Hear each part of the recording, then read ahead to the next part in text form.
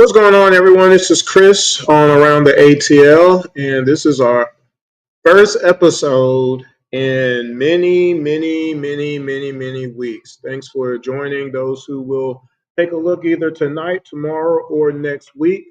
Haven't been on online for a while for a myriad of reasons. Don't want to get into too many of them. But I do want to say or give a shout out to my man Jordan Jackson right now, who um, did not get the best news, let's just say, in regards to a family matter. So definitely be thinking of Jordan Jackson, my co-host on Around the ATL. And the other thing is, since I haven't done an episode in a while, I'm learning that they've changed some things in the system or the program that I use. So I'm gonna be trying to figure out things on the fly because I didn't do any practice time. I didn't do a mock show. I just decided I was going to go ahead and come on the air tonight. I think I have everything kind of placed where I want it. We'll figure it out as we go. If you haven't done it so far, if you're watching this for the very first time, if you don't mind, tell at least one other person if you like the episode and have them subscribe to the IMTM Worldwide Radio broadcast channel here on YouTube. And it's scrolling on the bottom there, so can't miss it. So what are we talking about tonight? We're talking about the Atlanta Hawks, okay? The Hawks organization, to be precise. And one of the things I've been talking about over the last few months on different platforms is that basketball is basketball no matter what. No matter what level, whether it be a juke, was it called JUCO? I don't know. Whether it be junior high school, college, semi-pro, pro, G League, international, basketball is basketball at a certain point. Everybody has a job. And the more players you have on your team that can do their job, you will win more games. That's been proven throughout sports history, through all different sports, right? And that being said, rosters matter. To continue to dismiss the fact that one team has better players than yours doesn't make any sense, does it? At the end of the day, don't you want to have better players on your team? It's 5-on-5, right? And if it's pickup basketball, you want to try to pick the best four players that complement you so that way you can win the game, right? So would you on purpose pick the worst four players and then blame them for you see what I'm saying? That wouldn't really make sense. Why would you on purpose do that? Now, if you don't have a choice and you have to get what's left and everything, guess what you now have to do? You have to figure out the matchups to see what can you do to mitigate some of the weaknesses that might be on your team. That's where coaching comes into play, right? And what are the 5 things that you need to win on a regular basis that I've been saying for years now? 1, you have to have an owner that wants to win and does what's necessary to win all the time. You have to have a general manager that makes wise decisions over a long period of time, not just once. You have to have a good to great coach. You have to have good to great players, and then you have to be healthy. How many of those 5 things have the Atlanta Hawks organization had at the same time? And for how long? How many of those things? 1, 2, 4? What? So we're going to talk about that a little bit tonight. Now, in the past, I did an episode called Accomplishments Matter. And I actually have a part 2 to that one. It's going to be a special one. I got to figure out how to do it because I kind of want some pictures with that one. We'll figure it out later. But tonight, I'm strictly going to talk about rosters year to year, 2018 all the way to 2024. I'm also going to discuss the three playoff years that the Hawks did experience since 2018 as well. We're going to break a lot down because, again, I feel that there's a lot of people who have never watched a Hawks game, have never watched a whole season of Hawks games. I said it the other day, way back when, there was someone in the 2018 basketball season that asked the question, where is Dennis at? How come he's not playing? Want to know why they said that? because they didn't know Dennis was on the team, wasn't on the team anymore. And these are the people who say all these things that don't make any sense, and they think that they're smart. They don't even know who's on the roster. They don't care who's on the roster. See how that's so bad? Rosters matter though. So what I'll be doing tonight in this breakdown tonight is I'll be going through certain things that are kind of geared towards, again, what happened on the court for that season. Okay. And I'll break down some things that people sometimes don't think about. They shrug their shoulders at, and they make it convenient when they care about it and when they don't care about it. When does it matter and when doesn't it matter? I'm going to talk about some of those things. I did use Basketball Reference rather than NBA.com for this because Basketball Reference, how can I say this? They I think they take a little bit more time in breaking stuff down a little bit than in the NBA.com site. Although I do use NBA.com, and in fact, there's a difference in between some of the numbers between Basketball Reference and NBA.com. The reason I actually use Basketball Reference because for some of you, NBA.com will be too positive for some of you who are not really Hawks fans. All right, I'll explain that when I get into it.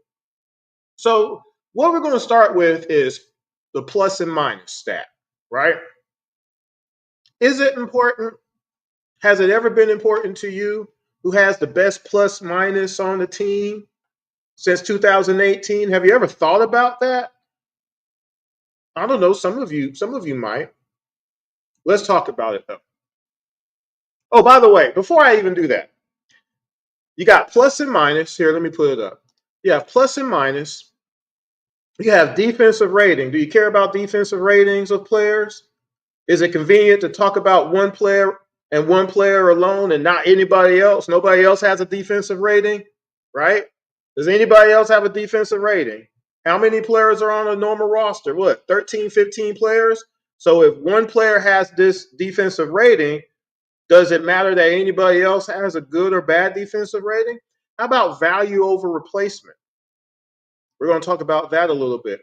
We're going to talk about the main defensive categories, some of the ones that are easiest to pick out in regards to the Hawks in the regular season. We're going to also talk about the playoffs. I'm also going to talk about the team. What did the team do each season? Points per game, points given up per game, offensive rating and defensive rating of the team since 2018 as well. So I'm going to talk about all of that. But I'm going to talk about plus and minus first. And as I do this, I'm not, you know what? I'll go ahead and do it. I wasn't going to include players who didn't play at least 20 games, but I'll go ahead and name everybody. I'll go ahead and do it. I'll take the time to do that tonight. So the year 2018, who had the worst plus minus on the Atlanta Hawks? And I should have prepped this a little bit better. Again, I'm trying to figure out things on the fly because I haven't done stuff in a while. And I'm actually kind of nervous just because I haven't been on the air. So I'm going to try to figure out things as I go. Make sure you subscribe to the IMTN Worldwide Radio YouTube channel and watch some of my past episodes, especially the game reviews. I think you would really enjoy those game reviews. So I'm trying to find the plus and minus here. Here we go. So plus and minus for the 2018 season. Okay. A lot of players played on the Atlanta Hawks that season. Let's go through those players real quick. Tyler Dorsey, John Collins, Kevin Huerter, DeAndre Bembry, Alex Len, Dwayne Dedmon, Jalen Adams, Justin Anderson, Jeremy Lin, Linsanity, Vince Carter, Vinsanity, Trae Young, Daniel Hamilton, Taurean Prince, Kent Bazemore, Alex Poitras, Omari Spellman, Devontae Davis, B.J. Johnson, Miles Plumlee, Isaac Humphries, Tyler Zeller, and Jordan, is that Siebert? Siebert. So that was our roster for the 2018 season. Would you like to guess who had the worst plus minus on the Atlanta Hawks that season? Trae Young, right? Well, Trae Young had a minus 6.7 plus minus his rookie season. Okay. John Collins was 2 at minus 2.3. Kevin Huerter was 3 at minus 3.0. Bembry was fourth at minus 4.9. Alex Lynn tied 4.9, minus, that is, all in the red. Dwayne Dedman was 6, 5.3. Jalen Adams, 5.3. Justin Anderson, 5.6. Linsanity, 5.7. Vince Carter at 6.3. And right after him, in 11th on the team for 2018 season, is Trae Young at minus 6.7, plus minus. Isn't that interesting? He doesn't have a minus 9.1 like or 8.1 like Kent Bazemore did, or Amari Spellman with minus 12, or Miles Plummer with minus 14, or he didn't have the worst plus minus in 2018. I think that is very, very interesting. Don't you think? Anybody agree with that? Yes, no? Doesn't matter now all of a sudden? Well, let's go to the next season. Because all I can do is tell you what happened. I can't make these things up. These are things that actually happened.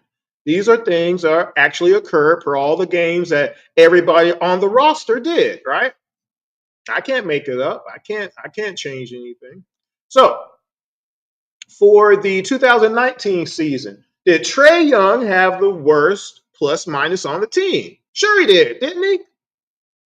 Let's find out. So number one, Charlie Brown Jr., 37. Now, mind you, he played 10 games, plus 37, that is. Paul Watson, don't even know who that is. He played 2 games. He was plus 22. Dwayne Dedman, 0.4.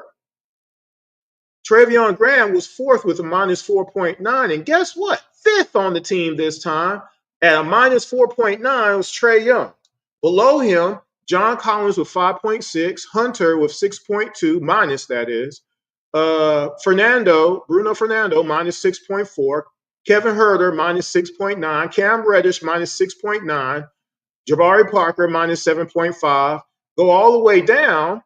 Who had the worst plus minus on our team? Chandler freaking Parsons at minus 34.4. Remember, he only played 5 games. But right above him at minus 15.4 was Allen Crabbe.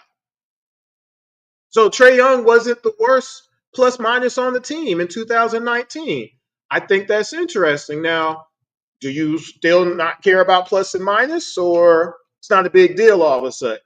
Because the person that some of you love to hate doesn't have the worst plus minus.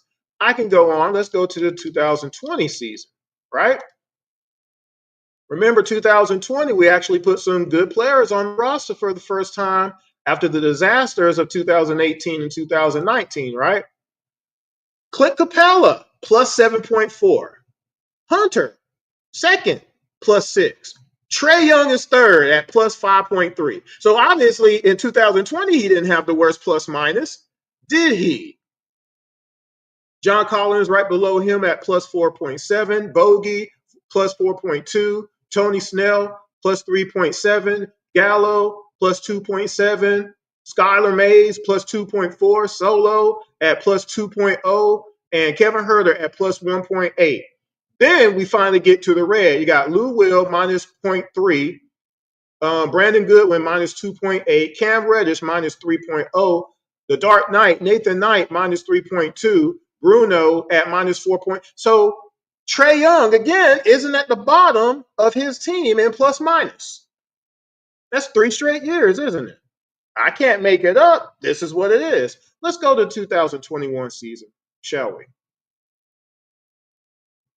Again, Trae Young is in the plus again at 2.9. So does he have the worst plus minus on the team at 2.9? Plus 2.9, that is, I said, right? Let's find out.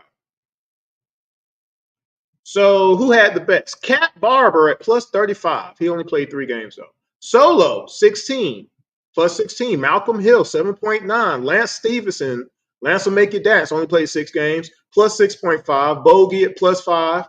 Double O, plus 5. Kevin, plus 4. Clint, plus 3.7. Cameron Oliver at plus 3.5. DeLon Wright, 3.1. And then there's Trae Young, who's 11th at 2.9. Here's the people who are in the negative. TLC minus 2.6. Jalen Johnson minus 6.4. Kevin Knox minus 8.2. Gorgie Jang minus 8.4. Chaundi Brown Jr. minus 9.1. By the way, since I'm on the 2021 season, let me do this real quick. Remember, I said in 2020, we actually added good players to our roster, and we made the Eastern Conference Finals because of it. The very next season, we decided that Cat Barber, Lance Stevenson, I believe Cameron Oliver, Wesley Windu, TLC, Kevin Knox, Chaundi Brown, and Sharif Cooper, that was what was going to help us get back to the Eastern Conference Finals. Unfortunately, that did not happen. And I just read you the plus minus, didn't I? Let's go to 2022 season. Now, Trae Young's did shrink to 0.8, but it was still plus. So obviously, he's not the worst plus minus for the 2022 season. But let's go look and see everybody else because we need to see everybody, right? So, Donovan Williams played 2 games. He was plus 83 on the court. Wow. Saddiq Bey, 7.4, was second. AJ Griffin, 0.2 plus 0.29. Double O, plus 2.3. Aaron Holiday, plus 1.9. Bogey, plus 1.8. Tyrese Martin, 0.8. Trae Young, 0.8. And Jalen Johnson, 0.2. Here are your negatives. Garrison Matthews, minus 0.2. Hunter, minus 0.2. Collins, minus 0.3. Frank the Tank, minus 0.4. Clint, minus 0.5. Vic, 0.6 minus. DJ, minus 1.2 plus minus. Bruno, minus 3.6. So obviously, Trae Young doesn't have the worst plus minus for the 2022 season. Did you know that? Does it matter to you? Because until you know these things, you don't know. You're just making things up, right? This is plus minus. I don't have time to go through the plus minus definitions and stuff. You should know what it is by now. Do your own research, right? 2023 season, Trae Young was at minus 2.4. So does he have the worst now? Some of you say, of course he does. Minus 2.3, sure he does.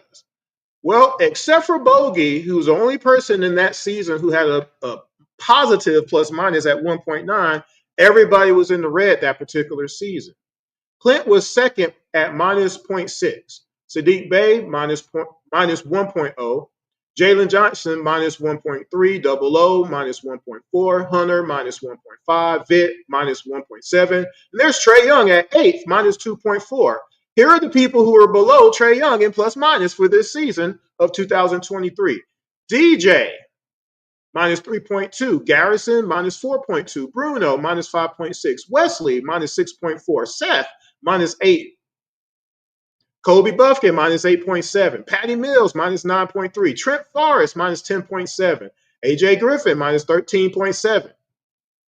Muhammad Gay was last on our team at minus 28.6. Now, mind you, he only played 6 games, but he was last. Not Trae Young. In the 2024 season, Trae Young was minus 0.1. So does he have the worst in the 2024 season? Let's check it out. Let's find out. Because some of you don't know these things and you need to know. All right. So 2024, here we go. Now, Daquan only played 6 games. He had the highest, 18.6 in the green. Muhammad Gay actually improved, 7.8 in the green. Third was Jalen Johnson at 1.4. Caris LeVert was 0.9. Okongwu at 0.5. Barlow was even at 0. And then Trae Young was 7th at this particular year at minus 0.1. Below Trae Young was Terrence Mann, Keaton Wallace, Dyson Daniels, Niang, Vic, Hunter, Clint, Garrison, Zach, Bogey, Jacob Toppin, Larry Nance Jr., David Roddy, and Kobe Buffkin, who was actually last. So in just this one statistic, Trae Young was never the bottom player in plus minus. Now, for some people, they would want to absolve all that and say, it doesn't mean anything. But shouldn't it, though? Because, again, if you say that Trae Young and Trae Young alone is the only one responsible for everything, that happens on the court that's bad, what does this say? Let's go to defensive rating next. Now, defensive rating is one of those things where, you know, certain players are going to have a low one no matter what. Now, I do say, and I challenge you, go to Basketball Reference and then go to NBA.com and go look at what the defensive ratings are. You're going to see a difference. Because the ones I'm about to mention are they kind of geared towards on the bad side for everybody. Okay. So let's get started though. Defensive rating for the Atlanta Hawks, season after season, right? And there's a reason I'm doing this in this particular case, because in this case, Trae Young does have some of the lower defensive ratings on the team. But here's the point on this. What about the other players who have the exact same defensive rating as Trae Young? So does the defensive rating only apply to Trae Young and everybody else is fake? Everybody else, it doesn't apply. Everybody else doesn't have to play defense. You absolve them from playing defense, but not Trae Young, who is not the best defender on your team, but you say he's supposed to stop all the best scorers of the NBA or worst defender. Because that's what you keep saying is that Trae is the worst defender, right? But what about the players who have the exact same or worse defensive rating than Trae Young? Let's get started. So for the 2018 season, here we go. Here are our defensive ratings. Now, for that particular season, which was his rookie season, Trae Young had a defensive rating of 117. So here's the range of our players in defensive rating in 2018. Dedmon was first with a 107 defensive rating. John Collins and Kent Bazemore were tied at 108. Bembry, 109. Damian Lee at 110, along with Mike Muscala, the Moose. Ilyasova, I forgot he played on the team. He was also at 110. Then you got Miles Plumlee and Taurean Prince and whoever Brusino is at 111. Tyler Kavanaugh at 112. Jalen Morris, Malcolm Delaney, 113, along with Antonius Cleveland and Josh Maggette, all at 113. Also, Marco Bellinelli and Dennis Schroeder and Andrew Wright, all at 113. Then you have Luke Babbitt.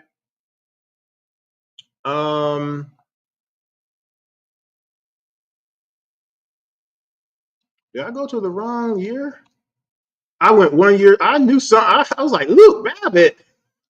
Skip the year, guys. Sorry about that. See, I told you this is going to be rusty because I hadn't done a show in a while. But at least I knew it from my mind. I was like, that doesn't sound right. Okay, so Dwayne Dedmon is still on the team in 2018. He is still first at 109. Then Bembry, Devontae Davis, Kent Bazemore, Tyler Zeller is all at 112. Justin Anderson, Omari Spellman was at 113 along with Alex Len, B.J. Johnson, Miles Plumlee, Daniel Hamilton at 114, John Collins and Vince Carter at 115 along with Poitras, Taurean Prince, and Jalen Adams, and did I say Jeremy Lin? And Tyler Dorsey all at 115. Kevin Huerter at 116, Trae Young at 117, Isaac Humphries and Jordan Seabird rounded out. Seabird actually had the worst. He played one game. He had 123. Now, 117, is that the worst defensive rating of all time? Probably not. Not in the NBA. It wasn't. Now I do know. But that 117 per everybody else around him, and when we go into the defensive rating and how much points we gave up as a team, I want you to think about that as I go through these defensive ratings as well. Because again, if Trae Young is the worst defender on the team, where is the expectation of the players who are supposed to be better than Trae Young on defense, and why didn't they stop anybody? Answer that question. I want someone to answer that question. Right here, you can hit me up on the comment section, okay? So let's go to the next season. 2019 season, Trae Young again has a 117 defensive rating. Okay, certainly does. That is a fact. I'm not arguing it. Did anybody hear me argue that fact? Nope, sure didn't. Let's see what else happened in that particular season. Dewayne Dedmon, again, 2019, had a one. I'm losing stuff here. Hold on. There we go. 107 defensive rating in his 10 games that he played. Chandler Parsons in his 5 games had 112. Okay. Alex Lynn, John Collins, Bembry also at 112. Jabari Parker at 113, along with Damian Jones and Charlie Brown. Charlie Brown was 114 actually. Paul Watson, Bruno Fernando, 114. Evan Turner, 115. Cam Reddish, 115. Tyrone Wallace, 115. Vince Carter, 116. Brandon, first of all, are these ratings good to y'all? Brandon Goodwin, 116. Kevin Huerter, 116. Jeff Teague, Trevon Graham, Alan Crabb, Trey Young, and DeAndre Hunter all at 117. So, again, I mentioned that question before. Does one rating only apply to one player and no other players? It doesn't matter. It's not important. Or shouldn't it apply to all the players with that same defensive rating? Because I just told you that Trey Young and DeAndre Hunter had the same defensive rating in 2019. Nobody cared. Let me read it again. Jeff Teague, Travion Graham, Alan Crabb, Trey Young, DeAndre Hunter all had 117 defensive rating in 2019. Now, let's go to 2020 season. Remember, that's the season where we got a whole bunch of good players all of a sudden on our team. Now, that particular year, Trey Young went up one to 116 defensive rating. It's progress, right? Let's see what else happened in that particular season. So Clint Capella is here now. He had a 106. He actually got a Defensive Player of the Year vote. He was 6th that year. He is the only Hawk up until last year, of course, with Dyson Daniel, that ever got any Defensive Player of the Year awards possibilities. Remember that. Congu was 2nd, 109. Chris Dunn, 110. Bruno, 111. Nathan Knight, 112. John Collins, 112. Rondo, 113. Skylar Mays, 113. Cam Reddish, 113. Hunter, 114. Bogey, 114. Gallo, 114. Kevin, 115. Solo, 115. Trey, 116. Brandon, 116. Tony Snell, 117. Lou Will, 118. Now, Trey Young wasn't the worst defensive rating on the team. You got a lot of people here in the middle of the pack. We did make the Eastern Conference Finals that year, though, didn't we? That's strange. 2021. Now, Trey actually went backwards and went to 118 in the 2021 season. Let's see if he indeed had the worst defensive rating this time. Let's find out. Maybe he did. I don't know. Let's find out. So, that year, Clint again leads the team, 109 defensive rating. Okay. Malcolm Hill, 110. Gorgie James in his 44 games that he played, 111. Okongwu again at 111. DeLon Wright, 112. John Collins, 114. Jalen Johnson, 114. Cam Reddish, 115. Again, these guys are in the middle of the pack, aren't they? Bogey, 116. Solo, 116. Gallo, 116. Cameron Oliver, 117. Kevin Knox, 117. Lou Will, 117. Kevin Huerter, 117. TLC, 117. Hunter, 117. Why is Hunter at the bottom? Skylar Mays, 117. Lance Stevenson, who make you dance, 118. Trey, 118. Wes Nwundu in his 3 games, 119. Cat, 119. And then Sharif at 120.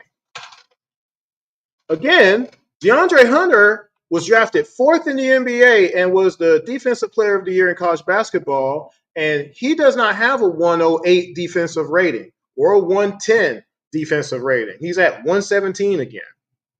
Isn't that interesting? Or does it not apply to Hunter for some reason? He's the best defender on our team, but doesn't have the best defensive rating. Or do you not care about defensive rating all of a sudden? Let's go to 2023 season. Now, this particular season, Trey actually, his rating was bad. It was 122. It was 122 in the 2023 season. Make sure I catch up here. There we go.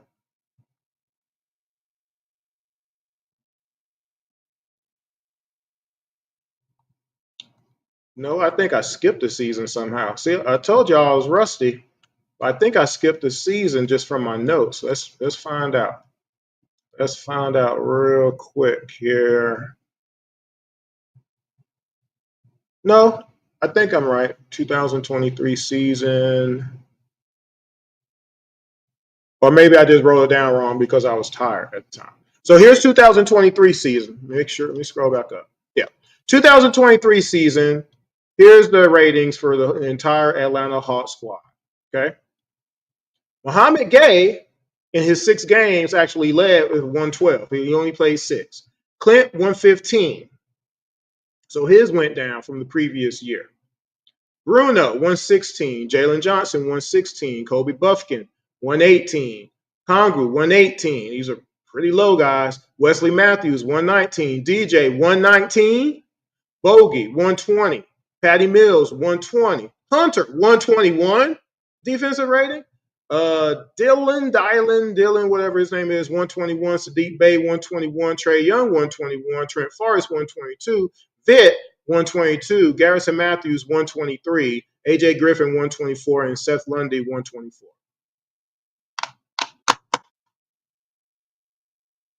So none of that matters to anybody. That Hunter, our best defender, supposedly is at 121 defensive rating at this point. 2023 season. And of course, last year, the most recent year, 2024, let's see what our defensive ratings are looking like for this last season that just happened, right? Now, of course, up at the top is Dyson Daniels. First year as a starter, rolls in with a 111. Defensive player of the year, second, he finished. One most improved and was on the first team all defense. Hunter didn't do any of that. Never got any defensive player of the year consideration, never first or second team all defense. We're going to get into the defensive categories a little bit later as well. Mouhamed Gueye, 111. He improved. Clint, 113. Jalen Johnson, 113. Okongwu, 114, along with Larry Nance. David Roddy, 115. Keaton Wallace, 116, along with Dominic Barlow. Harris LeVert, 117, along with Vitt. Kobe at 118. Zach at 118. Garrison Matthews, 118. Bogey, 118. Hunter at 119. Now, he did have a shot at 6th man of the year, so we'll give him that. But he was at 119 defensive rating. You sure you don't care? Because Trey Young also had a 119 defensive rating. So again, the person who's supposedly our best player continues to be right next to who's supposed to be our worst player as far as defensive rating goes, at least. Terrence Mann, 120. Niang, 120. Jacob Toppin, 122 in his 1 game. And then Plowden at 122 in his 6 games. So that's defensive rating. So again, I just talked about plus and minus. I just went through defensive rating. When do these things actually matter to anybody? I think it's interesting that people can absolve actual facts and just shrug their shoulders and be like, it don't matter. But I'm like, this stuff affects what happens is directly because of what happened on the court. You got the highest scoring shooting guards and small forwards that we've ever seen before, but Trey Young is supposed to guard those guys, right? Plus his guy. He's supposed to guard 3 people throughout the whole game, and nobody else is supposed to play defense on the Atlanta Hawks. That's what people keep telling me. Because they don't ever name any of oh, excuse me. They don't ever name any other players. Ever. Let's talk about value over replacement real quick. Now, the value over replacement, I will talk about this a little bit. Box score estimate of the points per 100 team possessions that a player contributed above a replacement level player translated to an average team and prorated to an 82 game season. Okay. Now, some people might not really put too much into this, but I'm gonna let you form your own opinions. Okay, from the 2018 season till now, here are the people who were either first, second, or third in value over a replacement on the Atlanta Hawks. 2018, Trae Young was third, John Collins was first, Dedmon was second. That was Trae's rookie year. Remember that. 2019, Trae was first, John Collins second, Jabari Parker third. 2020, Trae Young was first, Capella was second, John was third. 2021, Trae was first, Capella was second, DeLon Wright was third. Hunter was last, by the way, in the 2021 season. Go look. 2022, Trae was first, DJ second, Clint third. 2023, DJ was first, Trae was second, JJ was third. 2024, Dyson was first, Trae was second, Okongwu was third. So for his entire career, Trae Young has been top three in value over replacement on his own team. Not fourth, fifth, sixth, 12th, or last, but first, second, or third every season. People can just shrug their shoulders if they want to, but that's a fact. Isn't that important a little bit? Let's talk about some of the defensive categories, some of the most widely recognized defensive categories. I only picked three, I think, in this case because I couldn't do but so much on a short notice, basically. So in the year 2018, we're going to talk about defensive rebounds real quick. Now, it's interesting, and actually, I do need to pull this up, I guess. Let's see, defensive. Oh wait, that's per 36 minutes. I don't want that per game. Here we go. Oh, I'm on the wrong year. And it's 11 o'clock already. I think I can finish this. So 2018 season defensive rebounds. I think you probably know who would.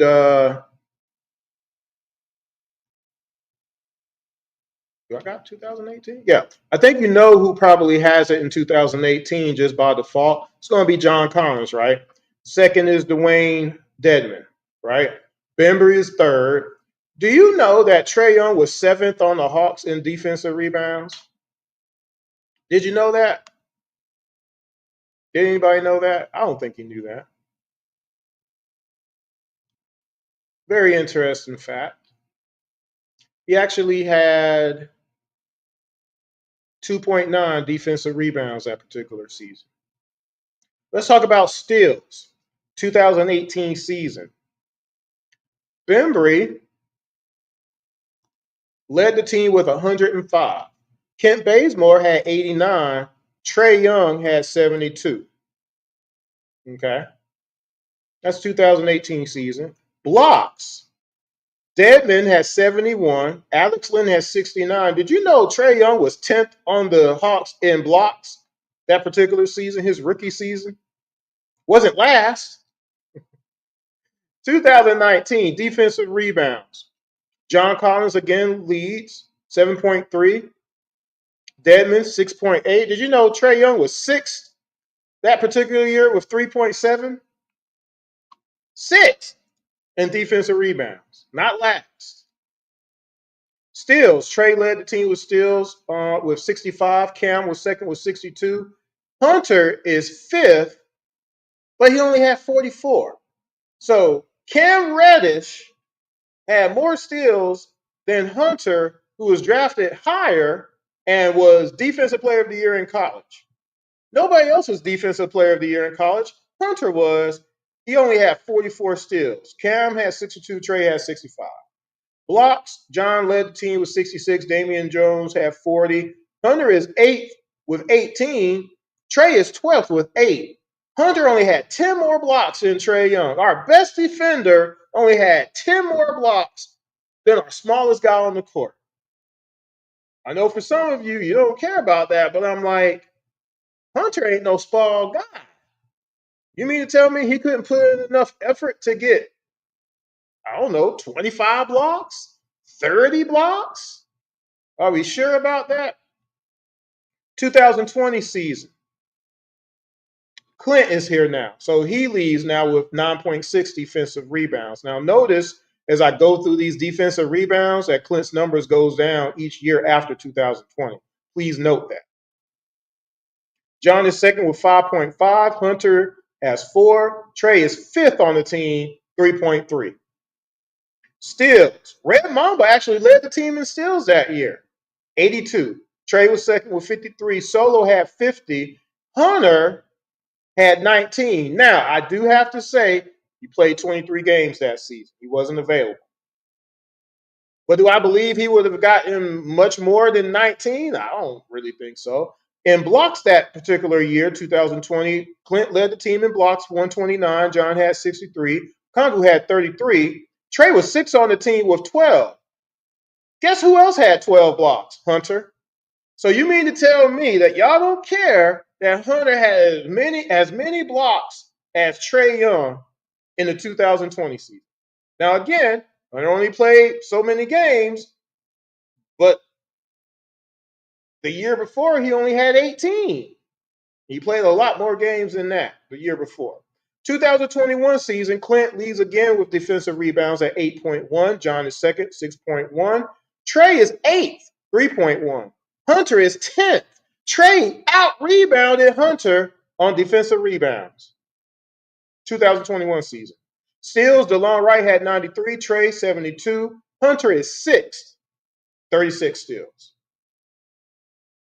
Blocks, Clint had 93. Okongwu, 60. Hunter was 5th, this time with 21. Trey's 11th with 11. Hunter only had 10 more blocks than Trae Young. 2022 season, defensive rebounds. Clint, 7.1. Remember, it's gone down each season. John, 5.4. Trey is 10th, 2.2. Hunter is 5th, 3.6. Steals, DJ's here. He has 112 steals. Trey is second with 80. Hunter is 10th with 35. Does that sound right to anybody?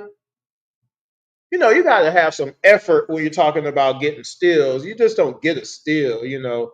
Every now and again, someone just fumbles the ball, but you got to be actively trying to take the ball from somebody or playing a lane and anticipate.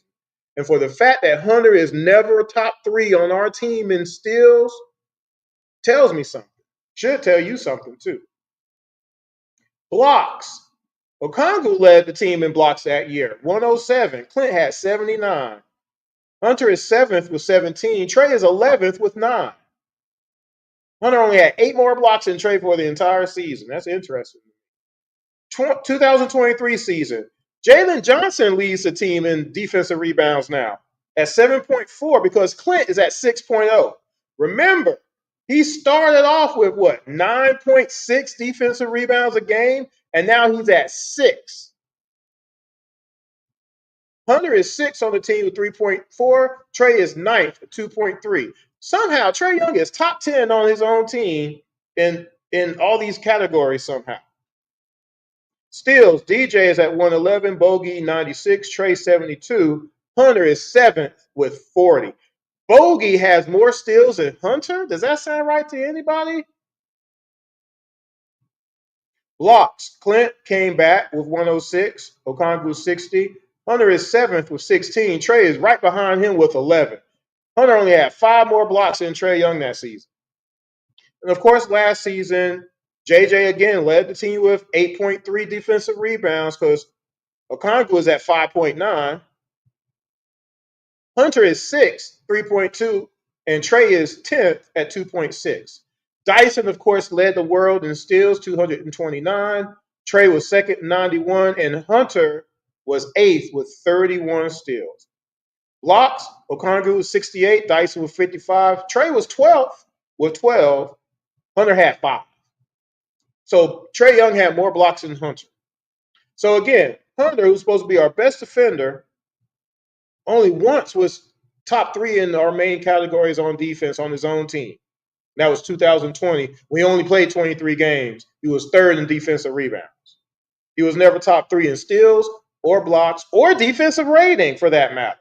Again, isn't that strange to you that the person we picked fourth and had to do some stuff to get the fourth pick to get him, who won Defensive Player of the Year and Defensive Player of the Year in the ACC, was never defensive anything for the Atlanta Hawks all that time?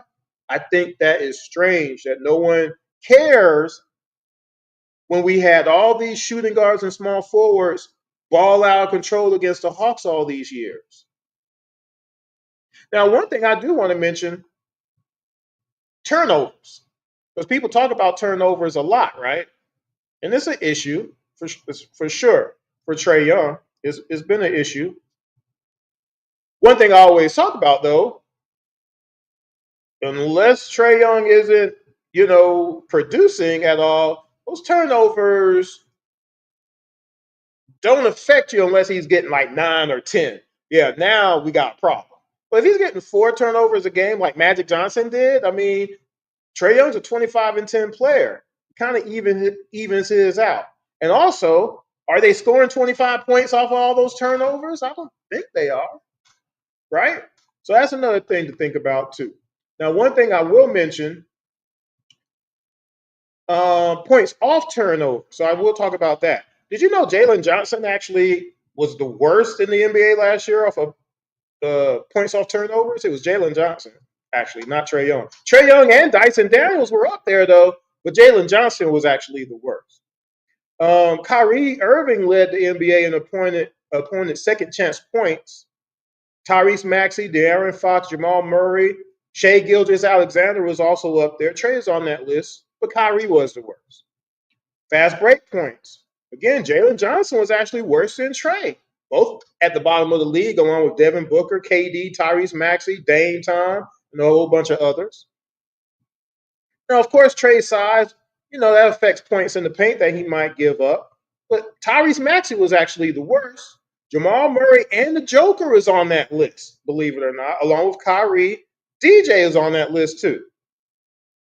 But again, unless Trae Young is giving us Jeff Teague numbers or Mike Bibby numbers when he was a Hawk, or AC Law or Speedy Claxton, who were still paying under the table, if he was doing that and then doing this, now you have a little bit more of an argument to hate Trae Young a little bit. But that's not what's the truth. That's not the truth. He's a 25-10 career player, right? He led the league in points generated by assists and second to the Joker in total points generated each game. He's averaging 50 to 60 points a game generated. He more than covers up anything he does on the negative side. He does. And again, he's not the one who gives up the most points each game. I've proven that through my game reviews. He's not giving up 30 points a game. He's not even giving up 20 points a game. He's not. He just simply isn't doing that. If he was, again, you would have an argument if he wasn't putting up 25 and 10 each game. That's a fact. That's a fact. Now, I want to talk about the actual team of the Atlanta Hawks and what they've done over the years. Now, I'm going to start with the 2018 season. Now, I really want you to pay attention to this because this is important. Because, again, with your points per game given up, offensive rating and defensive rating, there's a couple of things that are involved in that. There is, of course, coaching that is involved in that. And, of course, who is on the doggone roster, right? That affects all these things. So the 2018 season, the Atlanta Hawks scored 113 points a game. That was 12th of the 30 teams in the NBA that particular season. But the Hawks gave up 119 points a game. That was last in the NBA. So let me ask you a question. How does Trae Young give up 119 points a game by himself? Anybody can raise their hand and answer in the message center. He played 30 minutes a game his rookie season. So how did Trae Young give up 119 points a game by himself? This is where I always ask the question, did you actually watch any games that season? Because Trae Young wasn't giving up 100. Trae Young wasn't giving up 60 points a game. He wasn't giving up 50 points a game. Now, that rookie season, he might have given up some 20-point games for sure. I'll give you all that. I probably could give you all that. But beyond that, what about the other 80 points we were giving up? Who was giving those points up? You see what I'm saying? Now, that same season, the offensive rating for the Hawks was 108. That was 26 of 30 teams in the NBA. And their defensive rating was 113.9, which was 27th of 30 in the NBA. So really low. How many people are on the roster, though? Am I bleeding? 2019 season, points per game, 111.8. That was 17 of 30 that particular season. Okay. Defense, they gave up 119 points a game again. So again, how did Trae Young, now in 35 minutes a game, give up 119 points a game by himself? Who else was on the floor? Again, do you have any footage that you can show me that Trae Young was playing 5 people by himself? Plus the 5 people coming off the bench. That's 10, 12 people. Trae Young and Trae Young alone was playing ball. Because you're not going to say Trae Young was scoring 111 points a game on his own. So why would you say he gave up 119 on his own? You see how that works? It's basketball. Basketball is basketball, guys. The offensive rating of the Hawks was 107, which was 26 of 30 teams. Defensive rating was 114.8, which was 27 of 30 teams. 2020 season, now remember, this is when we got a whole bunch of good players on our team all of a sudden, as opposed to the 2018 and 2019 season, right? We got Clint, Bogey, and Gallo, and Lou Will, right? Then John Collins had a good season, and Hunter comes in, and Kevin Huerter has improved a little bit. We have our core that was better. Had Cam Reddish mixed in there. So the 2020 season, right? 113.7 a game. That was 13th of 30 teams in the NBA. Guess what? Our points given up went down to 111. That was 12 of 30 teams. This is one of 2 times in the 7 seasons that the Hawks did not give up more points than they scored. We got to the Eastern Conference Finals. It's reflective of the better players that were on the team. And of course, Trae Young don't got nothing to do with that either, right? Offensive rating was 115.7. That was 8 of the 30th teams in the NBA. Defensive rating was 113.3, 21st of 30 teams, but it wasn't at the bottom. 2021 season, points per game, 113.9. That was 6th in the NBA. Points given up, 112.4. It's 21st of 30 teams. Again, not the bottom. Offensive rating, 116.5. That was 2nd in the NBA, guys. Defensive rating was 114.9. That was 26 of 30. 2022 season, points per game, 118. That was 3rd in the NBA now. We were scoring 5 more points a game, but we were giving up the same amount of points. 118, that's 26 of 30. It's hard to win when you give up as many points as you score. You're dead even. Guess what our record was that season? 41 and 41. Offensive rating was 116.6 at 7th. Defensive rating 116, 22 of 30. 2023 season, again, we scored 118 points a game. That's 5th in the NBA. We gave up 120.5. So we basically given up 121 points a game, which was 28 of 30th in the NBA. Again, how was Trae Young giving up 120 points by himself? Someone answer that question. Our offensive rating was 117. Defensive rating was 119, which is 27th in the NBA. Anybody else on the roster doing their job? Anybody?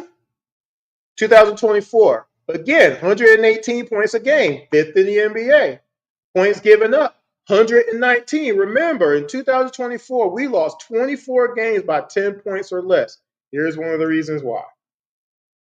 Offensive rating was 114, 18th of 30th. Now, you know, last year we had a lot of injuries. We had the influx of the trade. So we had a lot of mixed mashing going on there.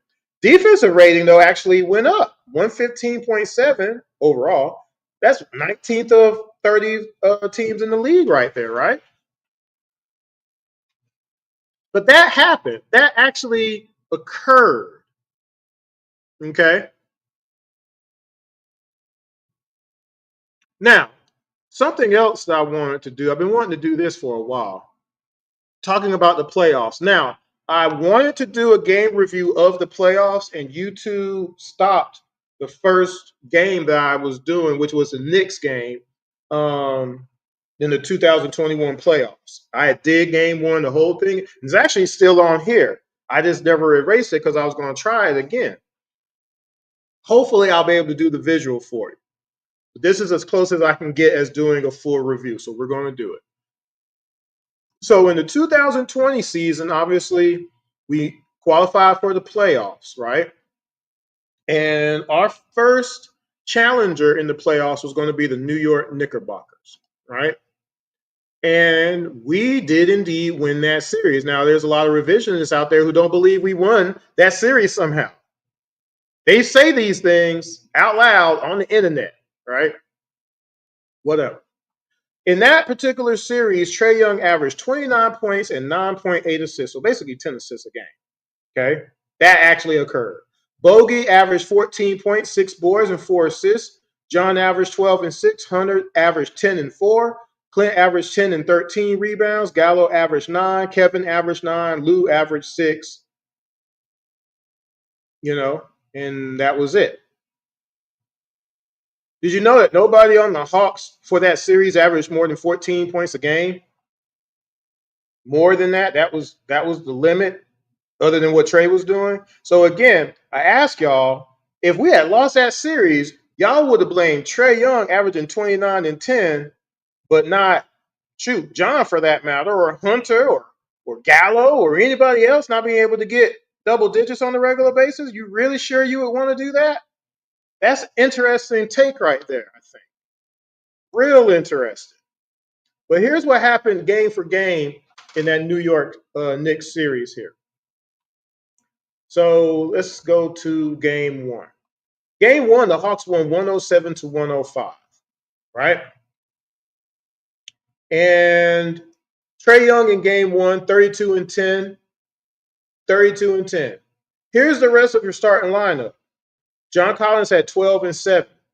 Clint Capella had 9 points. He did have 13 rebounds, though. Okay. Bogey had 18. Hunter had 5 points in game one. 5. Now, I want someone to try to spin how 5 points was good.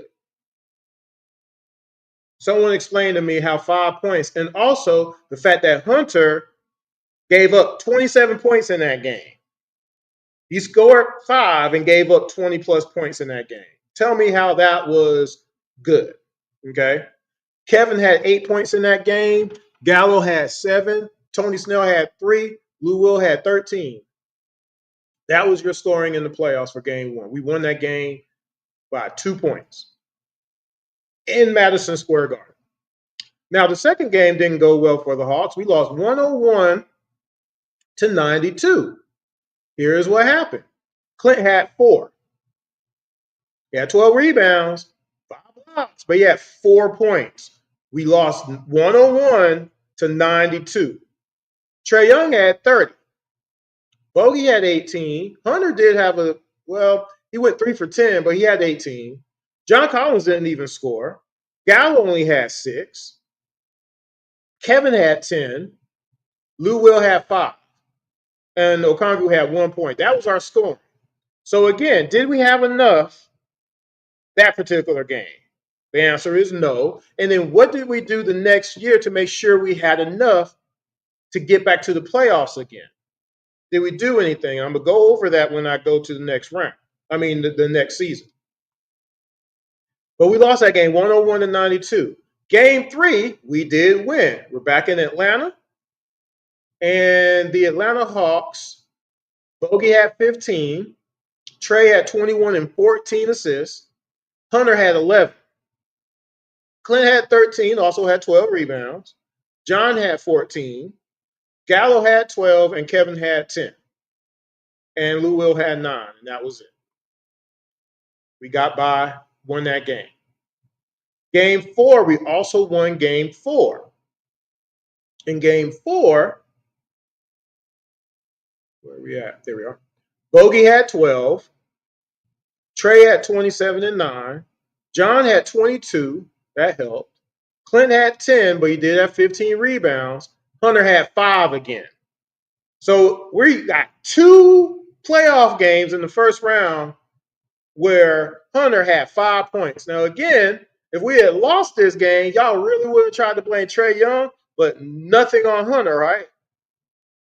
By the way, Gallo had I just missed it. Where is it at?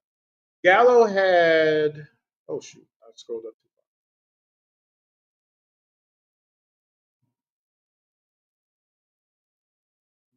far. Gallo had 21 and Kevin had 11. But what I wanted to note is Julius Randle had 23 and RJ Barrett had 21. So who was guarding those guys? You see my point? But we won the game. So game 5 in New York. And again, there's a lot of revisionists out there who act like we didn't win this game. There's a lot of people out there who say that Trae Young didn't have 36 points in that game and 9 assists. I don't understand it, but that's not the truth.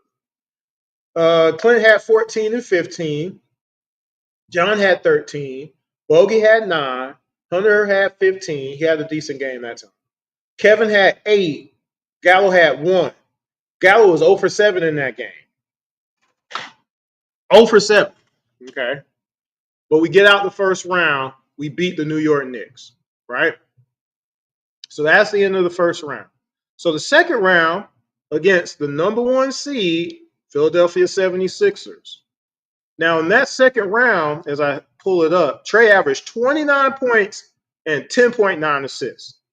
John 15 and 10, Gallo 14 and 5, Bogey 13 and 4, Kevin 13, Clint 10 and 10, Lou 7. And remember, Hunter wasn't available, right? Best way to help your team is be available, folks. But anyway. Now, here's what already did that. Okay. So I'm trying to catch up here.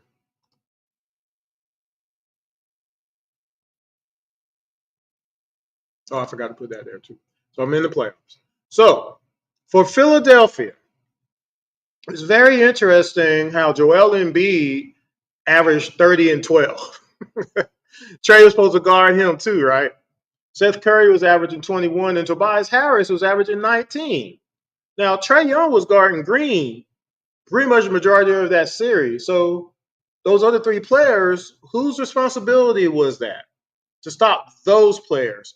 As Trae was averaging 29 and 10 each game. Okay.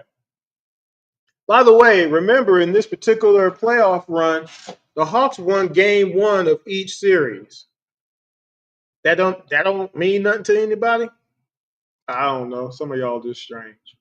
So, in game 1 against the Philadelphia 76ers, Joel Embiid had 39 points. 39 points. Trae Young had 35 and 10. Bogey 21.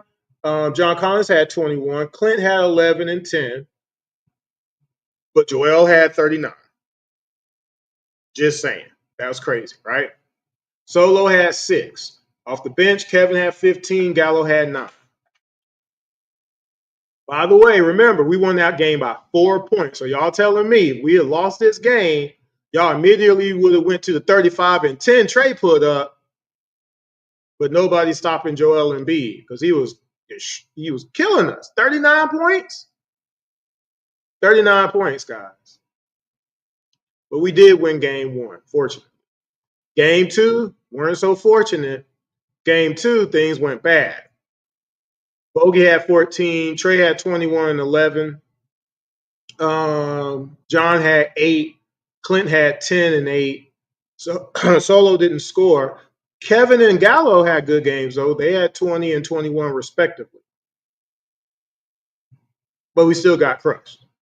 Mostly because Joel Embiid had 40. You see what I'm saying? I'm like, how do you keep coming back to it's Trey's fault when this is the guy who's killing us? Trae Young doesn't play center. There is no universe that Joel Embiid was calling for screens to get Clint off of him so Trae Young can pick up on Joel Embiid. You can't show me enough footage showing that they scored on Trae Young alone every single doggone time. You can't show it to me because if you had it, you would have shown it by now. Tobias Harris also had 22, and Seth Curry had 21 in that game, and Shake Milton had 14 off the bench. They win game 2. Game 3, they also win. We lost by 16 in that game. Tobias Harris had 22, Joel Embiid again, 27. Ben Simmons had 18, Seth had 12, Danny Green had 0. Korkmaz had 14 off the bench, along with 12 from Dwight Howard. For the Hawks, Bogey had 19, Trae Young 28 and 8. John Collins had 23, Clint had 8, Solo had 1. Off the bench, Gallo had 17, and that was it. And again, what did we do to improve the roster for next year for depth purposes? I'll show you in a little bit. But that was game 3. We were down 2-1. Game 4, we win. We come back to Atlanta, and here's what happened. Trae goes 25 and 18. Bogey has 22. John has 14. Kevin has 10. Clint has 12. That was pretty much our scoring. On the other side, Tobias had 20. Ben Simmons had 11. Joel Embiid had 17. He had his worst game. He was 4 of 20 in that game. We win by 3 points. Then we win by 3 points again in game 5. Guess what? Trae Young, 39 and 7. Here's the rest of the starting lineup.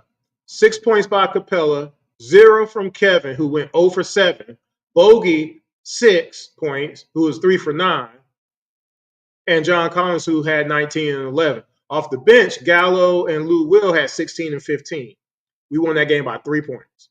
But Trae scored 39 points in that game to beat those guys in Philly. Joel Embiid, by the way, 37 and 13.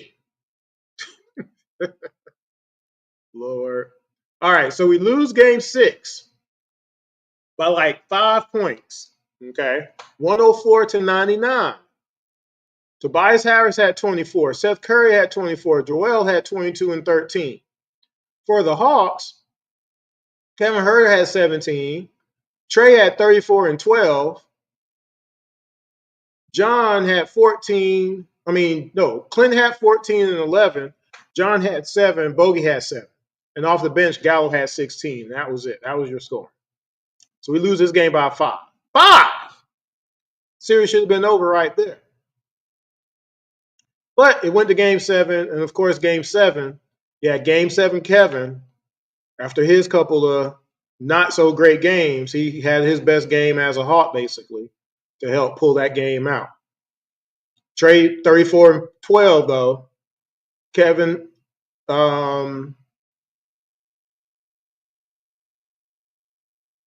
am I talking about here? Oh, that was not 27. He had 17. That was another game. He had 17. Clint had 14 and 11. John only had 7. Bogey had 7. But off the bench, Gallo again was 16. And we win game 7 to get to the Eastern Conference Finals now, right? Now, unless I pressed the wrong button, let me see something. I pressed the wrong button. My fault. I did. Okay, I was looking at the wrong button. So game 7, my fault. Again, I haven't done a show in a while. That's my fault. I knew something was wrong. So Trae had 21 and 10. Kevin did indeed have 27. Clint had 13. Bogey only had 4. John had 14, and off the bench, Gallo had 17. Okongwu only had 1 point, and Lou Will only had 6.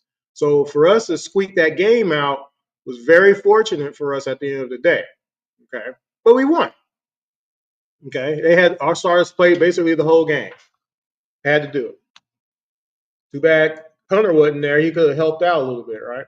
But anyway, We make it out of the second round for the first time in a while again to the Eastern Conference Finals, only for the second time since 1968 as the Atlanta Hawks. And again, what did our organization do to say we've made it to the Eastern Conference Finals?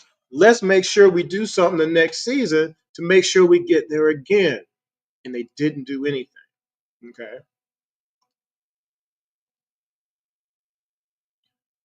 So let's talk about the Milwaukee Bucks. The Milwaukee Bucks series, I'm determined to finish this. I'm going to finish it. The Milwaukee Bucks series was a huge deal, mostly because of matchups, right? Trying to find. Here we go. Mostly because of matchups. So against the Bucks, Trae Young averaged 28 and 7. Bogey averaged 14. John 13.8. Gallo 13.5. Kevin 10 points a game. Clint 9. Lou 9. Cam in his couple games, he averaged 12. Okay. So game one, we again win the first game of the series, 116 to 113, another 3-point win. 3 points. In that game, Trae had 48 and 11. Now, I don't know what game some people have watched, but 48 and 11. Clint had 12 and 19 boards. He did have 19 boards. John had 23 and 15. So that helped out a lot. Kevin had 13. He was 5 of 12 in that particular game. Bogey had 4. Gallo had 9, and Solo had 4, and Lou Will had 3. That's why we lost. Well, that's why we won that game only by 3 points. Okay. Now on the other side, you got Drew Holiday with 33, Giannis with 34. You see what I'm saying? Like, what are we talking about? Somebody has to do their due diligence and try to slow some people down there. But we did win game one. Game two, we were not so lucky. Milwaukee was out there like game busters because they were mad that they lost game one. So Trae had 9 turnovers in that game. Kevin only had 8 points. Clint had 2 points in that game. John had 11 points. Bogey had 8. It was a disaster. We got blown out. We pulled our starters. That's the end of that. Game three, we lost it, but here's what happened in that game. Chris Middleton had 38. Giannis had 33, right? Trae had 35. And then here's what everybody else did. Kevin was 4 of 11, had 11 points. Bogey, 3 of 16 for 8 points. Clint, 8 points. John, 13. Gallo, 18. Lou Will, 5. It's not enough. We lost that game 113 to 102. That was a winnable game, though. Of course, Trae Young gets hurt in this game. So now game 4, here's the turning point of the franchise. I keep telling people this. This is what should always happen. When your main guy goes down, we had enough talent to beat this team. And this is the game that, for me, kind of proves it more so than any other game, okay? Because in this particular game, Kevin had 15. Lou Will had 21. Bogey had 20. John only had 4. Clint had 15. Cam had 12. Gallo had 10. Okongwu had 7. We beat Milwaukee 110 to 88. If we had gotten the same effort in game 4, in game 5, we beat them. Or at worst, game 6. Because we only lost game 6 by, 9 points. Because here's what happened in game 5, everybody. Bogey had 28. Kevin had 8 points. 8. Remember, I told you, he averaged 10 points in this series. We needed more from Kevin than this. Clint had 6. Lou had 17. John had 19. Gallo had 19. But we lose the game by 9. Bogey and Kev didn't really help us out that much. Remember, Trae is out. We needed game 4 production from everybody. We win this game. That didn't happen. Cam only had 7 points as well, by the way. And of course, game 6, which ended the season, Trae was playing hurt, of course. He had 14 and 9. Bogey did have 20. John had 13 and 11, but Kevin only had 5 points. Clint had 14. Cam had 21. Gallo had 13. Giannis didn't play, and we lost this game by 9 points. You see what I'm saying? And again, the organization said, "No, we're not going to do anything next season to put better players on the team to help us with depth." And we paid the price the very next season in the playoffs. I'm going to show y'all how. Let me reverse. Oh, did I go back too far? I think I did. Yep. There we are. The Miami Heat in the 2021-2022 season, where we finished 43 and 39. In the first round, we meet the Miami Heat, right? And this was a winnable series. Unfortunately, we had a lot of players that were not healthy, and we had players that did not play that well. And most of it was precipitated by the fact that Coach Spoelstra saw Trae Young average 29 and 10 in the playoffs the previous season, who got his team to the Eastern Conference Finals. Coach Spo is not going to get out-coached by nobody. And he said, "I'm going to make somebody else beat us. It ain't going to be Trae Young." Correct? Now, let me go over this. Clint only played 2 games in this playoff series. John was playing hurt the whole time through. Bogey missed game 5, right? Now, in this series, Hunter was one of the players that did step up. He averaged 21 points a game in the series. But here's what everybody else was doing. Bogey shot 40%, 14 points a game. Gallo shot 40%, 10 points a game. John was shooting 48% for 9 points a game, but again, he shouldn't have even been out there. Kevin shot 36% with 9 points a game. Trae shot 31%, 15 points a game. Hunter shot 51%, as I mentioned, 21 points a game. DeLon Wright averaged 8 points. We didn't have enough, guys. We didn't have enough people on the floor, and we didn't have enough people hitting. By the way, Kevin was shooting 29% from 3, Gallo 26, John 36, Trae 18. Mostly because Trae was getting quadruple team. Hunter shot 46% from 3, though, but he wasn't enough. I'm going to say it again. If Kevin Huerter gave us a decent showing, we still beat Miami.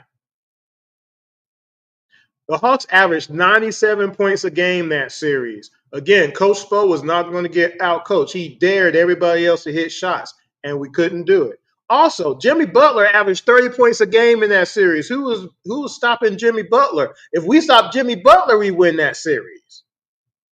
We stopped Jimmy Butler, we win that series. We stopped Jimmy Butler. Jimmy Butler had a 45-point game and a 36-point game in this series, people. Okay? And really, I don't even really want I'll go through it real quick, but everybody knows, but you need to hear it, though. So game 1, Hunter had 14, Gallo had 17, Trae had 8, Kevin had 8, Okongwu had 3. That's the starting lineup right there. You see what I'm saying? Compared to Duncan Robinson having 27 off the bench, Jimmy Butler had 21, Lowry had 10, PJ Tucker had 16, for crying out loud. But we lost game 1, 115 to 91. Game 2, we only lost by 10. Here's what everybody did in that game. Trae Young had 25 and 7. He shot 50% in that game. You see what I'm saying? Again, some people have revisionist history. Trae bounced back. Hunter had a decent game, 16, but Kevin only had 9. He was 3 of 10 in that game. John had 13 and 10, but again, he's playing hurt. Gallo had 2. He was 0 for 6 in that game. DeLon Wright had 9, but Bogey went crazy. He had 29 points. That's why we only lost by 10, but we didn't have enough players. We just simply did not have enough players because guess what? Butler had 45 points in that game, and that was the reason we lost that game. But we did win game 3. We won it by 1 point, but we did win it. Trae Young again had a decent game, 24 and 8. Kevin had 13 in that game, but he was 5 of 13 from the floor. Hunter had 17, decent game. Gallo 11. John 6. Bogey 18 and DeLon Wright 13. He didn't miss a shot. We won that game by 1 point, though. So going into game 4, what happened? Disaster. Because we got blown out. 36 points from Jimmy Butler. We couldn't do nothing with him. Trae only had 9 points in that game. Hunter had 24, though, but nobody was stopping Jimmy Butler. Technically, that's his job, right? Herter only had 4 points. He was 1 of 7 in that game. John had 11. Clint had 2. DeLon Wright had 7. Kevin Knox had 12 points in that game, but we were getting blown out. Everybody got pulled. Okay. And of course, game 5, again, this game 5 makes me so upset just thinking about it. Because Hunter had 35, right? Trae Young again having difficulties out there because they're not letting him win the game. Herter had 12. John had 7. Clint had 2 again. DeLon Wright 7. Okongwu 8. And Gallo had 12. We just didn't have enough, and we lost this game by 3 points. And we didn't do anything the next season to say we got to get just a few more pieces. But here's what we did do. Going into my last little bit of a review here, we played the Boston Celtics the very next year. This is our 3rd time in a row in the playoffs, by the way, guys. A lot of people forget that for some reason. Not sure why. Boston Celtics. We lost in 6 games, and I continue to say we should have beat Boston. Trae again was averaging 29 and 10, 2 steals a game. DJ was averaging 23 points a game. Hunter was averaging 16. Bogey was averaging 13. John 11. Clint 8 points and 8 boards. Saddiq Bey 7 and Okongwu 6. The problem was we weren't stopping Jason Tatum and Brown. They were averaging 27 and 26 points a game. So again, why is it Trae's responsibility to stop those 2 scorers rather than DJ and Hunter? Because those are their guys, right? I don't understand it. I don't understand the confusion on that.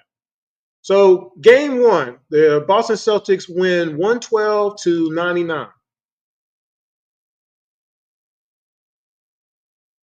And in this first game, DJ had 24, Trae 16, Hunter 11, John 12, and Capella 12. Meanwhile, on the other side of the ledger, Tatum has 25, Derek White has 24, and Jaylen Brown has 29 points. And they beat us.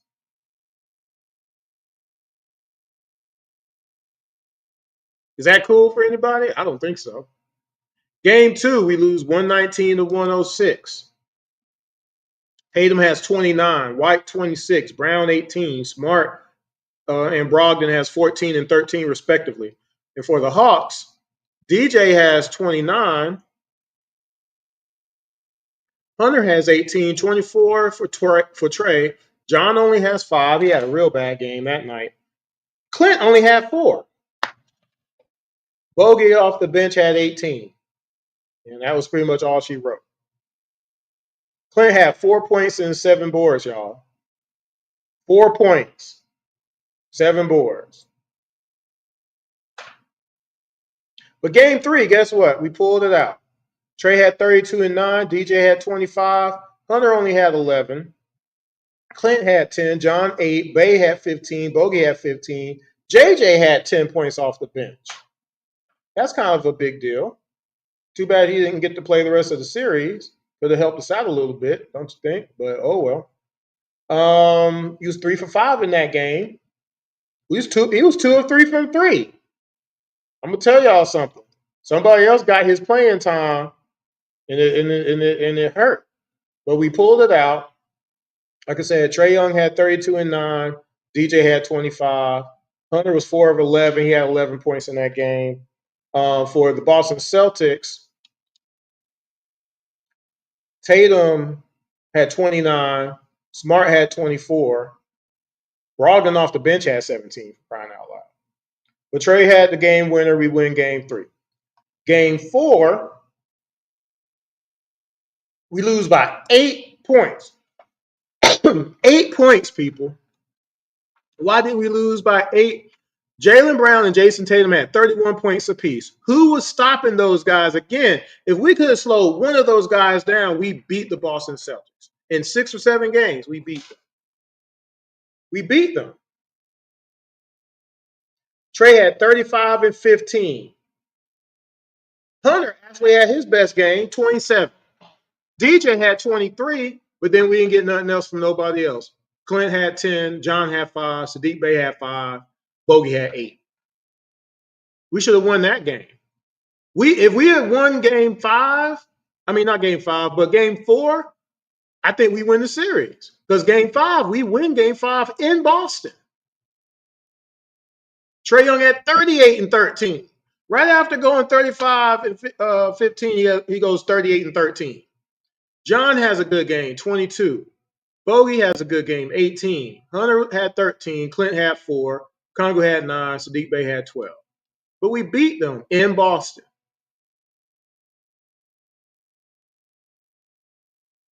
But unfortunately, game 6, we lost by 8 points. Why did we lose by 8 points, everybody? Because Jason Tatum and Jaylen Brown had 30 and 32 points respectively. No one was stopping them. Meanwhile, Trey had 30 and 10. Hunter had 20. DJ had 14 and 11. John had 16. Clint had 10 and 10. Sadiq 7 and Bogey 12. We lost that game by 8 points.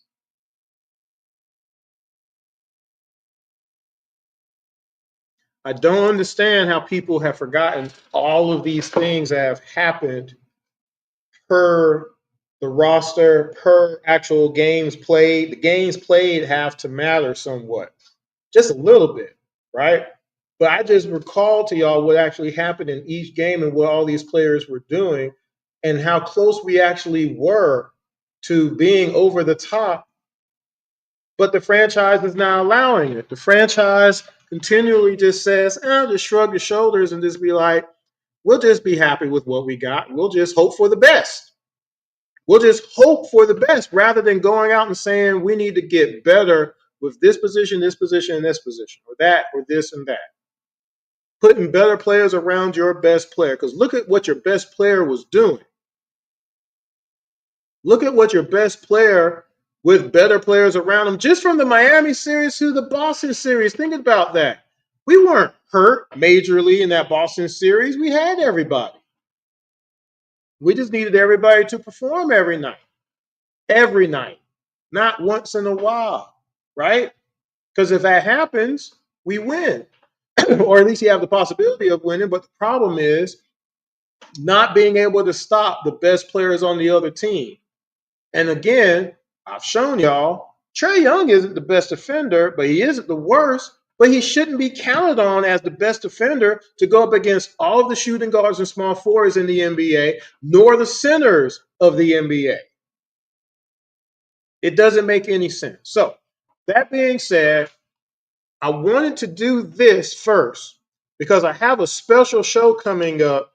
Is my part 2 of Accomplishments Matter show. Because I'm going to show y'all a list of players. I'm still trying to figure out how to do the list. I'm going to show y'all a list of players, and I'm not going to put names on the players. I'm going to just put their career numbers up, what they've done. And you pick out who you think is better than somebody else. And I think you're going to be startlingly surprised who you end up picking out. Now, this particular episode is going to be geared towards the Hawks as well, but I'm also going to mix in some Hall of Fame players and all kind of other different people from the present day and the past. And we'll just let y'all just kind of gauge it out and be like, you know what, man, I didn't know. I just need y'all to see it for yourselves, okay? So look out for that. But hopefully this was enlightening for you in regards to like defensive rating and plus minuses and in the defensive categories and rankings on the actual Atlanta Hawks roster, where everybody actually lines up at, because I think a lot of people just don't know or you don't care. You don't care. This doesn't matter that nobody plays defense, right? The best people on the team supposed to play defense don't. Just absolve them from doing their job, right? Or maybe you should start thinking about what if people did their job a little bit more, how much further the Hawks might be with having one of the best players in the NBA on your team and just performing. And by the way, now I didn't really get into this in this particular episode, the fact that with all these rosters that we've had, one, Trae Young has never been less than 6 in potential assists a game. What does that mean? We miss shots too many times, guys. We miss dunks, layups, wide open 2s and 3s. Trae Young has led the NBA the last 2 seasons in potential assists a game. That is ridiculous. The Atlanta Hawks leave 16 to 40 points a game on the board from missed shots generated from Trae Young. That is absurd. There's no way around that. We lose 24 games a year by 10 points or less, basically because of missed shots. Put some people around one of the best players in the NBA who can pass the ball and wants to pass the ball to people who can actually shoot and finish at 68% at the rim, not 54%. And that's the only shot they can take. That's ridiculous. That's sad. Like how many layups can you abide by in a season? How many missed layups can you watch?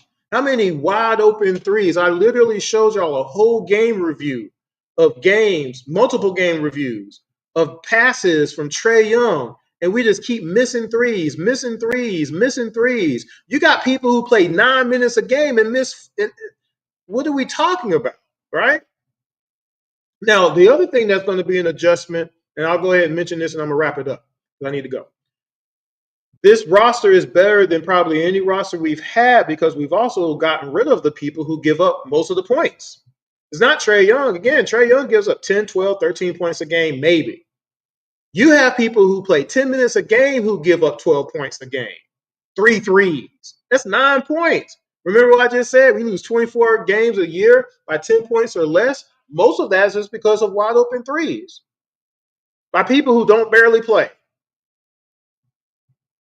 And all those guys are gone now. All those guys are gone. All those guys are gone.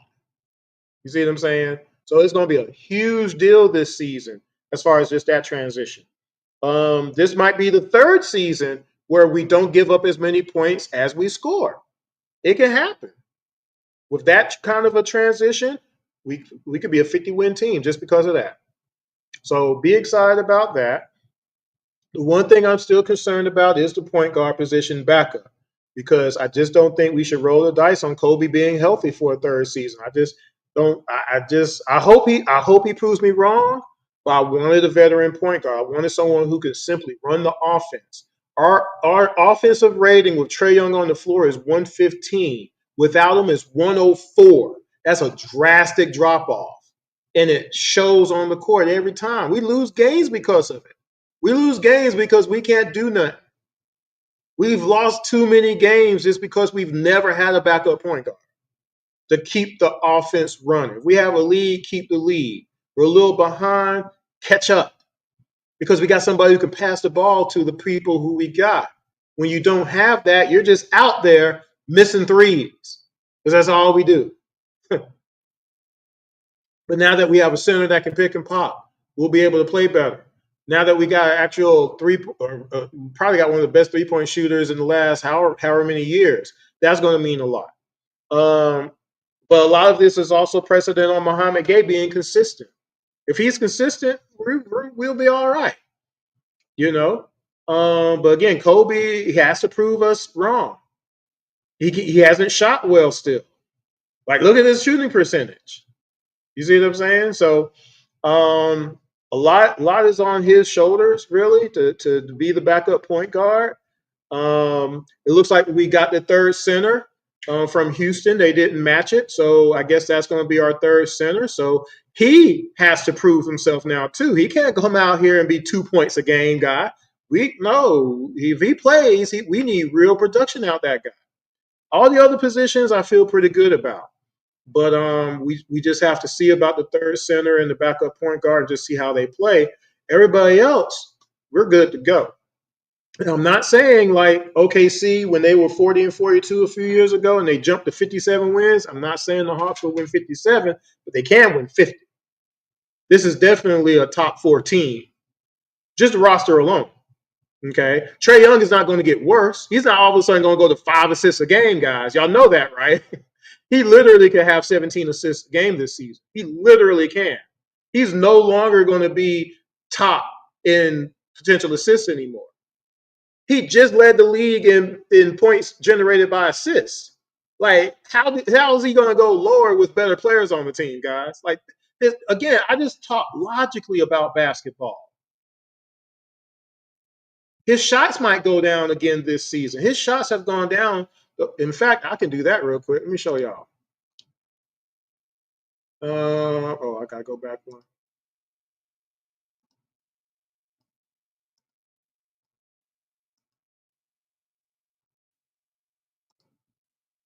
Here is last year, Trae Young, 18.1 field goal attempts. Okay. The year before that, he was at 18.7. So it went down a little bit. The year before that, which was the 2022 season,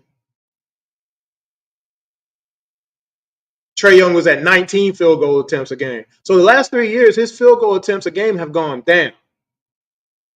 He's passing the ball. He's always been passing the ball per his 25-10 career accomplishment.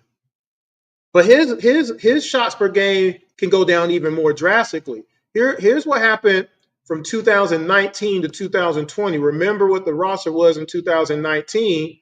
Trae Young went 29-9 in that season. He was shooting the ball at a 20.8 shot a game clip, right?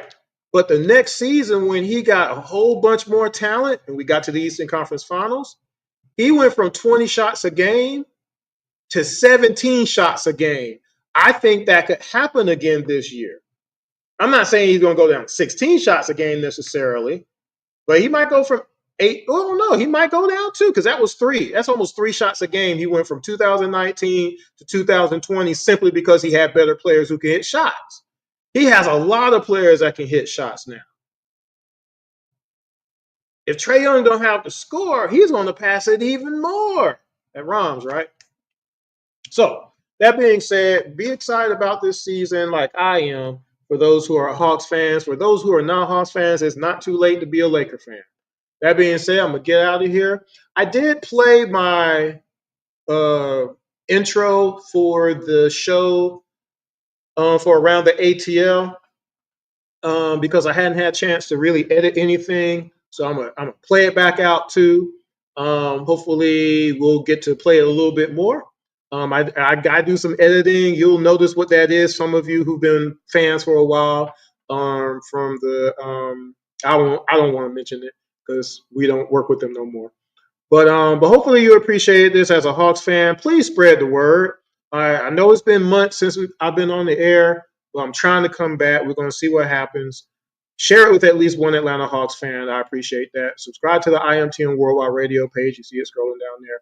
I appreciate y'all, and I'll talk to y'all another time. Peace. Dribble, pass, throw, catch, hit, slide, grab, respect, around.